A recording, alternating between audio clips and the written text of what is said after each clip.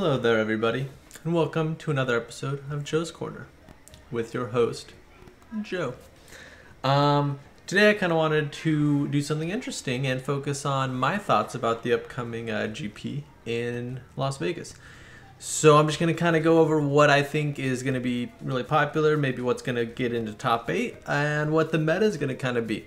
Now, don't take this as fact or anything. These are just my opinions, kind of off the cuff. I'm probably wrong on a lot of them, but just wanted to, I thought it would be an interesting video. So, first thing I want to talk about is how much support some of these, the new rulers are getting. Mainly, I'm going to looking at Brunhild. I think she has probably gotten the most support with this last set, with Blade of Faith and Mistletoe. Now I think these are her two most important cards. She was already a huge threat. I think she just needed a little bump to really get to where she needed to be. And Blade of Faith and Mistletoe are both cards that are really going to get her there. Obviously, Blade of Faith is an insane removal spell. It's a 1 cost. Mistletoe is a gigantic bomb and a huge threat, and if she gets played and sticks, she is going to end games. Especially with Brunhild's ability to bring out Resonators from her graveyard. Even if the Mistletoe gets removed, there's a lot of potential there to just destroy your opponent. So, honestly, I think Brunhild is probably going to be the best deck. Now, there's a little bit of... I think Lucifer really has a lot of potential to stop her, and obviously Hanzo as well. But I think, I'm calling it now, I think Brunhild is going to top the AGP. And one of the things I wanted to bring out also is she has a really amazing draw engine with Messenger of the Sun. This card's really strong. It has a lot of synergy. Whenever you play a rune, you draw a card. It's a 2-cost human, so you can bring it back with your other...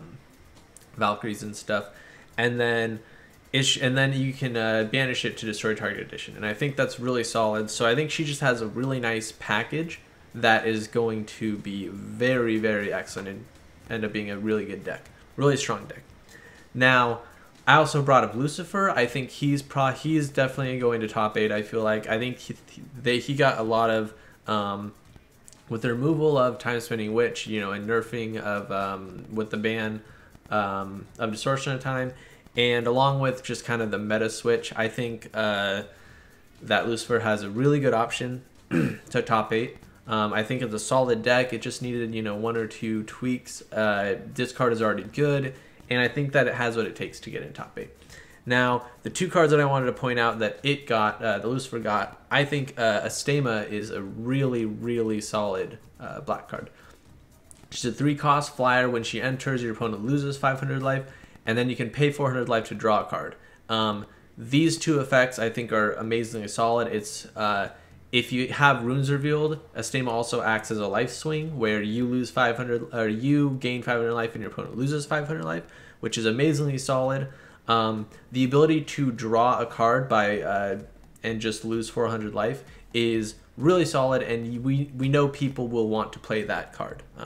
They will want to pay for their life to get a card advantage on your opponent. And the card advantage is going to be really solid. She also has the evasion with flying, so she's going to be a very solid choice in the deck. I also really like Soul Prison. I think it is a really, really solid 3-cost removal spell. It hits and kills mostly everything with the -0, -1000.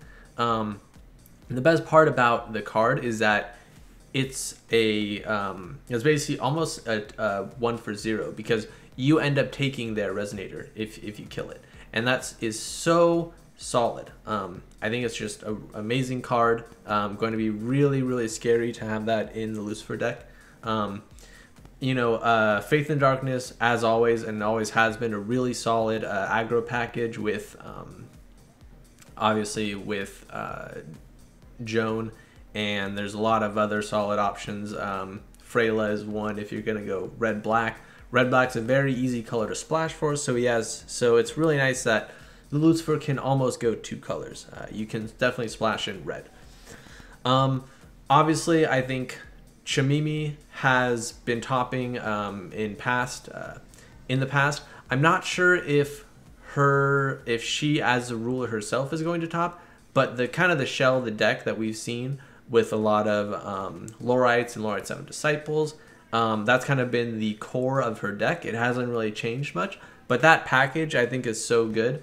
And the reason that I think Hanzo is actually going to top 8 is because he got some really good card in Table Flip. We already saw that Hanzo got first in one of the previous GPs, so we know that like there's a quick cast Hanzo list that's out there that you can just sub in Table Flip and it'll be a really solid deck. And this is a deck that got first with Time Spinning Witch when she still had Distortion of Time and everything. So I think that Hanzo is going to be a very solid choice. I don't know if we're going to have to watch out for some kind of deck coming in with the 6 Jizo statues. I think it's a really interesting card. It basically ramps up forever, and it's only 1 cost. It takes a little bit to get online, 3 turns I think, but I think that it is a very solid mid-range option. And once it starts getting online, there's a lot of, it's very deadly. It's almost like you play it, you forget about it, and once it comes online, it's a big 1200 resonator. So it'll be very interesting to see whether or not any decks are trying out that combo or trying to utilize that card.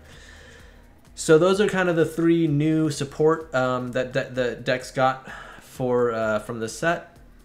Those are my 3 main top 8 picks. I do want to talk about IU, Time Spinning Witch, and Keurig because they are some of the top decks, and I'm very curious whether or not IU will be able to continue being a threat. I think that she's still a very solid deck and can definitely sneak into a top 8 very easily. She still has all of her great options, and nothing's really changed with her deck, I don't think, but she's still a great choice. Now, Keurig, I'll leave the best for last, Time Spinning Witch, but Keurig I think might suffer a little bit. With Table Flip being essentially a fog ability and really delaying his damage, I think that's going to be very difficult for Keurig to get top 8, especially with Blade of Faith as well. Even though you can only play it on your turn, it's still going to be really difficult.